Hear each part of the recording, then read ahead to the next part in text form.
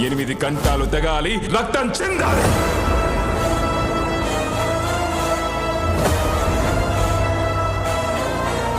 నేను చనిపోయిన రోజున వాడొచ్చి కొరివి పెడితేనే ఈ కట్టె మట్టిలో కలిసేది.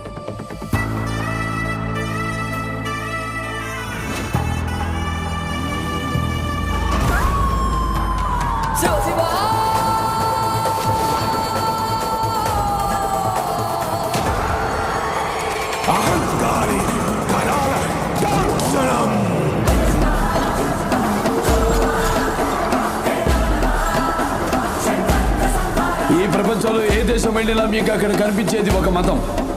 ఈ దేశంలో ఎటు చూసినా మీకు కనిపించేది ఒక ధర్మం, సనాతన హైందవ ధర్మం.